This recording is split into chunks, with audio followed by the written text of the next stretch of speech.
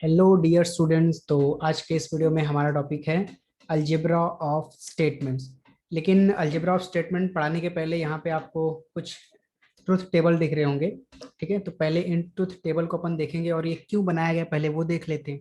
सो जैसा कि आपको यहाँ पे दिख रहा है, एक ट्रुथ टेबल है जिसमें P Q negation P, P implies Q, Q implies P, P if and only if Q, negation P और Q, P implies Q and Q implies P. ठीक है, ये इतने टाइप के आपके स्टेटमेंट पैटर्न इस टेबल में लिखे हुए हैं। ठीक, सो अगर हम इस टेबल को ध्यान से देखें और वैल्यूज कंपेयर करें, ठीक है, तो मैं कुछ क्या बोलते हैं इक्विवेलेंस यहाँ पे निकालना चाहता हूँ। ठीक है, लॉजिकल इक्विवेलेंस।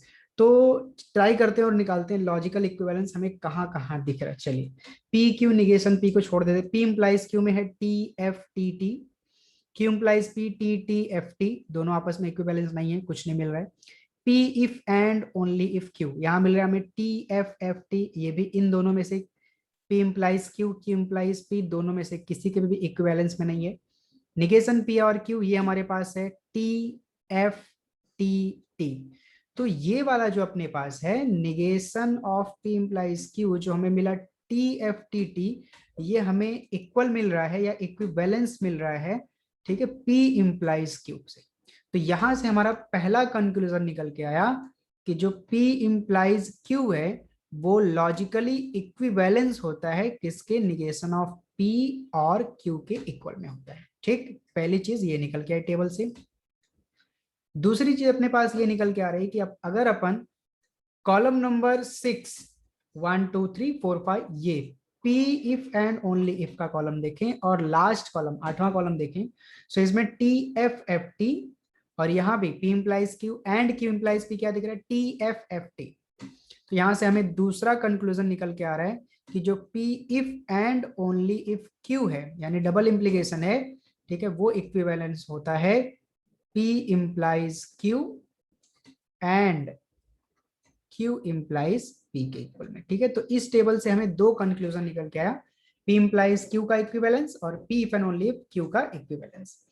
अब ये दूसरा टेबल है, इसमें हम लोग देखेंगे, तो मैं आपको डायरेक्ट बता देता हूं इसमें कंक्लूजन मैं क्या निकालना चाह रहा हूं। देखिए, आप एक कॉलम नंबर 5 वाला देखिए, P और Q एंड R, और लास्ट वाला P और Q एंड P और R, दोनों की truth value T T T T T, फिर एफ एफ एफ, यहाँ पे T T T T T, वापस एफ एफ एफ, तो दोनों में सेम है।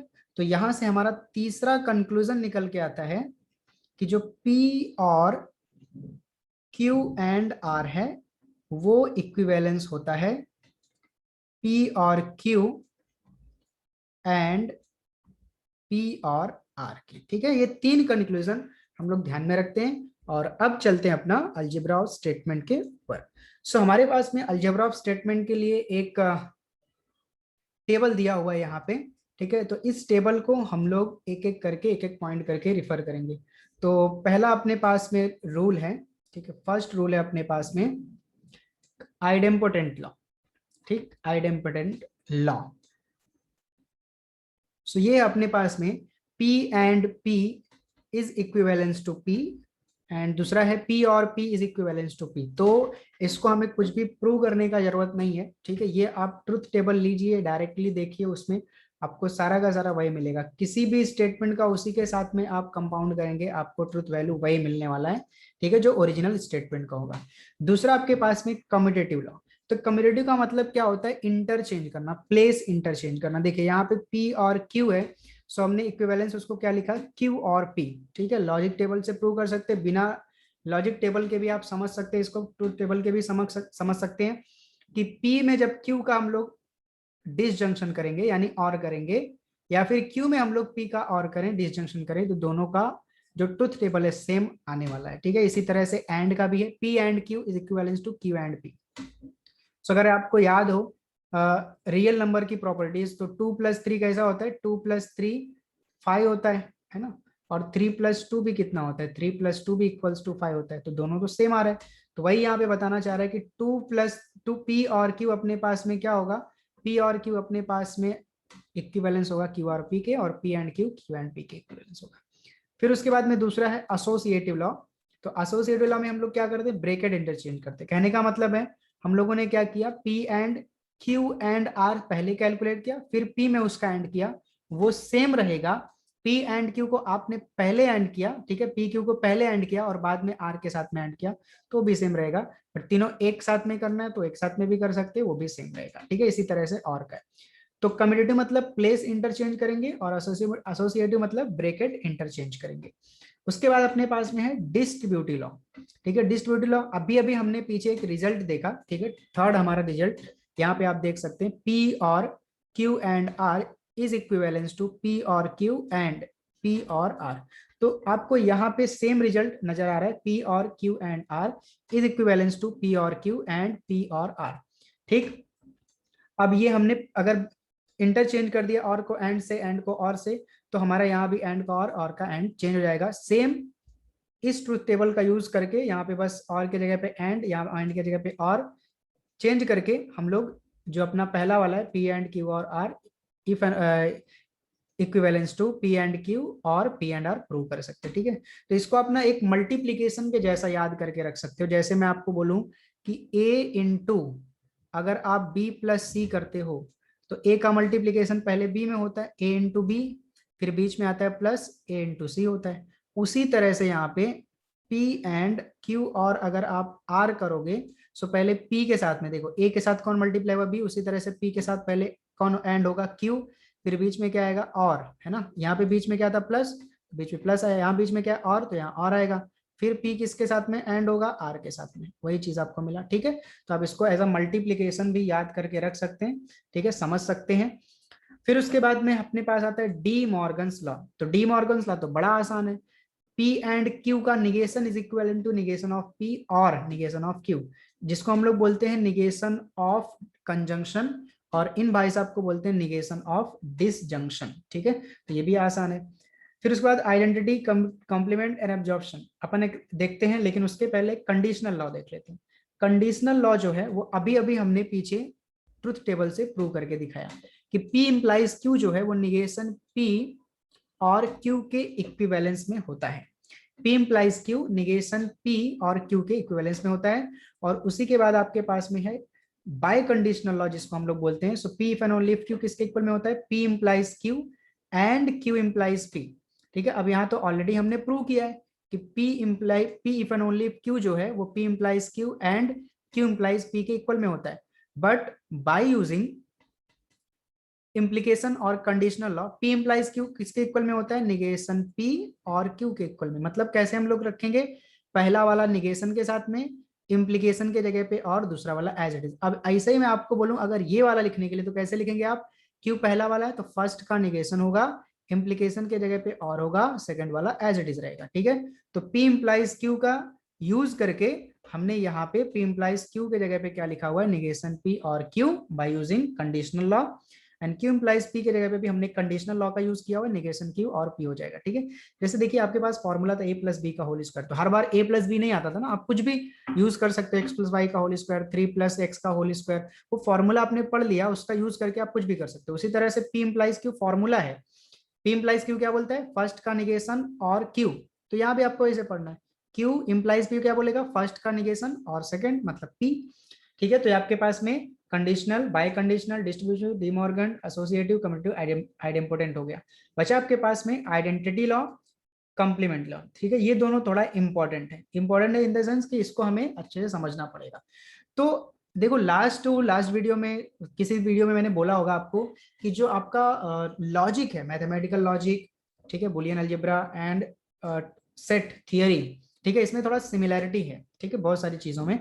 तो अभी आइडेंटिटी के लिए ना मैं आपको कुछ चीजें पहले सेट थियरी से समझाता हूँ, फिर उसके बाद मैं आपको एग्जाम से ट्राई करता हूँ, ठीक है। मान लीजिए सेट थियरी में आपको पता है यूनिवर्सल सेट, ठीक है, उसको मैं ट्रुथ टेबल में कैपिटल टी, यहाँ पे लॉजिक में मैं उसको कैपिटल टी बोलता हूँ, ठीक है। फिर यूनिवर्स हम लोग सेट में हम लोग एम्प्टी सेट बोलते हैं, ठीक है, एम्प्टी सेट को मैं यहाँ पे बोलता हूँ एफ, ठीक है, कैपिटल एफ। फिर हम लोग सेट में कोई सेट ए बोलते हैं तो यहाँ पे मैं बोलूंगा इसको स्टेटमेंट पी। तो जब ए का डैश होगा, ठीक है ना, ए का डैश का मतलब क्या होता है, कॉम्प्लीमेंट, तो यहाँ पे मैं उसको बोलूंगा निगेशन ऑफ पी, ठीक है, ये इतनी चीजें। अब इसका यूज करके हम लोग ट्राई करते हैं कुछ प्रूव करने के लिए। कॉम्प्लीमेंट, पहले आइडेंटिटी प्रूव करते हैं। सो आइडेंटिटी के लिए सबसे पहले देखिए मैं आपको सेट थ्योरी बताता हूं। मान लीजिए आपके पास में कोई एक सेट है ए और आपको उसका इंटरसेक्शन करना है यूनिवर्सल सेट के साथ में। तो भाई अगर ए सेट है तो यहाँ पे मैं डायग्राम ड्रॉ करता हूँ, ठीक है, सेट के लिए। तो मान लीजिए ये जो रेक्टेंगल है ये आपका यूनिवर्सल सेट है, और उसके बाद में दूसरे कलर में ये आपका जो ब्लू पार्ट है, ठीक है, ये आपके पास में ए सेट है। ठीक है, तो ए सेट जो है ये सर्कल वाला पार्ट, ये ए सेट है। अगर मैं बोलूं ये ए सेट का इस यूनिवर्सल सेट मतलब रेक्टेंगल में क्या इंटरसेक्शन है, क्या कॉमन है दोनों में। सो आप क्लियरली बोलेंगे दोनों में कॉमन तो हमें ये जो ब्लैक डार्क किया हुआ पार्ट वो नजर आ रहा है, यानी ए है। तो A intersection universal universal set क्या होगा आपके पास में, ए होगा। तो इसी का यूज करके मैं बोल सकता हूं ए की जगह पे मैं बोल सकता हूं पी। इंटरसेक्शन को हम लोग यहाँ लॉजिक में एंड बोलेंगे, यूनिवर्सल को टी बोलेंगे। तो पी एंड टी भी क्या होना चाहिए हमारे पास में, पी होना चाहिए। तो ये आपका देखिए पहला प्रूव हो गया। ठीक है, अगर आपको सेट थ्योरी बहुत अच्छे से आता है तो P and T is equivalence to P होता है। इसी तरह से पी एंड एफ, मतलब मैंने कोई एक सेट लिया ए, ठीक है, और उसका मैं इंटरसेक्शन कर रहा हूं एम्प्टी सेट के साथ में। तो एम्प्टी सेट में तो कुछ होता ही नहीं है। तो भाई अगर ए सेट में कुछ नंबर लिखा हुआ है 1 2 लिखा हुआ है और एम्प्टी सेट में कुछ भी नहीं लिखा हुआ है और आप कर रहे हो दोनों का इंटरसेक्शन, तो आपको इंटरसेक्शन क्या मिलेगा, इंटरसेक्शन मतलब कॉमन। सो दोनों में कॉमन क्या मिलेगा, दोनों में कॉमन कुछ नहीं मिलेगा। कुछ नहीं मिलेगा यानी वापस क्या मिलेगा, एम्प्टी। बट यहाँ पे ए का मतलब होता है पी, इंटरसेक्शन का मतलब एंड, एम्प्टी का मतलब एफ। तो पी एंड एफ आपके पास में क्या हो गया, एफ हो गया। ये आपने दूसरा वाला प्रूव कर दिया। समझ में आ गई बात। इसी तरह से आपके पास में पी और एफ कैसे प्रूव करेंगे। तो मान लीजिए आपके पास एक सेट ए है, उसका यूनियन कर रहे हैं आप, ठीक है, उसका क्या कर रहे हैं आप, यूनियन कर रहे हैं। ठीक, और यूनियन किसके साथ में कर रहे हैं, पहले तो यूनिवर्सल के साथ में कर लेते हैं। ठीक है, तो ये यूनिवर्सल सेट मान लिया। तो ए आपके पास में देखिए ये आपके पास रेक्टेंगल ए है और ये सर्कल, सॉरी रेक्टेंगल आपका यूनिवर्सल सेट है, सर्कल आपका ए है। तो अगर इस सर्कल का रेक्टेंगल में आप यूनियन निकालेंगे तो आपके पास में तो मैक्सिमम कितना आने वाला है, मैक्सिमम मैक्स टू मैक्स आपके पास में यूनिवर्सल सेट ही मिलेगा, मतलब यू मिलेगा। बट अगर इसे आप ए को आप पी मान ले, यूनिवर्सल को सॉरी यूनियन को आप और मान ले, यूनिवर्सल तो आपने टी माना हुआ है, तो ये आपको क्या मिलेगा वापस, ये आपको टी मिलने वाला है। तो ये आपने देखिए ये वाला प्रूव कर दिया, पी और टी क्या होता है, टी होता है। इसी तरह से आप प्रूव कर सकते हैं पी और एफ क्या होगा, पी होगा। तो ले लेते हैं पी का मतलब ए, ठीक, यूनियन का और का मतलब यूनियन, और एफ का मतलब एम्प्टी सेट। ठीक है, तो ए में आप एम्प्टी का यूनियन अगर करोगे, मतलब ए में कुछ कंबाइन करोगे, एम्प्टी कंबाइन करोगे तो क्या मिलेगा, ए मिलेगा। सो पी और एफ क्या मिलेगा आपको, एफ मिलने वाला है। ठीक, तो इस तरह से बहुत ही सिंपल तरीके से अपने सेट थियरी का यूज करके, और ये डायग्राम आपको बहुत, देखो ये सब लॉजिकल है ना, लॉजिक पढ़े तो इतना तो लॉजिक पता होना चाहिए। तो आप ये आराम से याद करके रख सकते हो। ठीक है, फिर उसके बाद में देखो अगला वाला है कॉम्प्लीमेंट लॉ। तो जैसा कि नाम से समझ में आता है कॉम्प्लीमेंट, तो अभी अभी हमने माना था अगर अपने पास में ए को हम पी मान रहे हैं, सो ए कॉम्प्लीमेंट को हम लोग क्या मानेंगे, निगेशन पी मानेंगे। सो पहला रूल अपने को बोला P and negation P F होता है। सो देखिए मैं इसको बोलता हूं ए, ठीक है, एंड मतलब इंटरसेक्शन ए कॉम्प्लीमेंट। सो इसका मतलब क्या होता है, कॉम्प्लीमेंट वगैरह का मतलब क्या होता है जरा वो हम लोग देख लेते हैं। ये देखिए ये येलो कलर में जो रेक्टेंगल बनाया ये आपका यूनिवर्सल सेट है। फिर उसके बाद में जो आपको यहाँ पे ब्लू कलर में बनाया मैंने, ठीक है, ये आपका ए सेट है। ठीक, ये आपका ए सेट है पूरा, और इस रेक्टेंगल के अंदर, ठीक है, और ये स्क्वायर के बाहर का जो पार्ट रहेगा उसको हम लोग बोलते हैं ए डैश, यानी ए कॉम्प्लीमेंट। कॉम्प्लीमेंट मतलब ए को छोड़ करके। तो भाई इस सर्कल को छोड़ करके यूनिवर्सल सेट के अंदर में क्या दिख रहा है, यही पार्ट आपको दिख रहा है। ठीक है, कौन सा पार्ट, जो मैं यहाँ पे ग्रीन कलर में ड्रॉ कर रहा हूँ, ये पार्ट, ये आपका क्या है, ये यूनिवर्स, ये ए कॉम्प्लीमेंट है ना, ये क्या है, ये ए कॉम्प्लीमेंट है।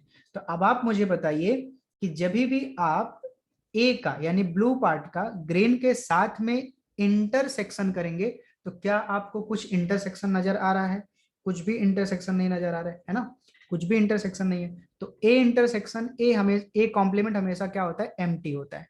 सो इसी तरह से पी एंड निगेशन पी क्या होगा हमारा, हमेशा एफ होगा, क्योंकि एम्प्टी को हमने क्या माना है, एफ माना है। बहुत ही सिंपल तरीके से। अब इसी को मान लीजिए ए है आपके पास में और यूनियन है ए कॉम्प्लीमेंट, ठीक। तो ये आपके पास में ब्लू कलर वाला पार्ट जो वो ए है और ये जो ग्रीन कलर वाला पार्ट है वो ए कॉम्प्लीमेंट है। दोनों को अगर आप मिलाएंगे तो मैक्स टू मैक्स आपको कितना मिलने वाला है, ये आपका जो रेक्टेंगल पार्ट है यानी यूनिवर्सल सेट है वो मिलेगा। तो ए यूनियन ए हमेशा क्या होता है, ए यूनियन ए कॉम्प्लीमेंट हमेशा होता है यूनिवर्सल सेट। तो ए के जगह पे अगर अपन ने पी रखा और निगेशन पी किया तो हमेशा क्या मिलेगा अपने को, टे मिलेगा। तो हमने ये वाला प्रूव कर दिया, ठीक। कितना ही सिंपल तरीके से अपन ने इसको प्रूव कर दिया दोनों को। मुझे उम्मीद है आपको ये अच्छे से एकदम समझ में आया होगा, ठीक है। और एब्जॉर्प्शन लॉ जो है वो आपके लिए मैं छोड़ के रखता हूँ एक्टिविटी के तौर पे, ठीक है। आप इसको ट्रुथ टेबल का यूज कीजिए और पी एंड क्यू निकालिए और पी निकालिए, ये हमेशा आपको इक्विवेलेंट मिलेगा। ये एब्जॉर्प्शन लॉ हो गया आपके पास में, ठीक है। तो ये आपको टेबल ढंग से याद करके रखना है ताकि आप इसके ऊपर क्वेश्चन सॉल्व कर सकें, ठीक है। तो मिलते हैं नेक्स्ट वीडियो में, इसके ऊपर कुछ क्वेश्चंस रहेंगे उनके साथ में। तब तक के लिए थैंक यू सो मच।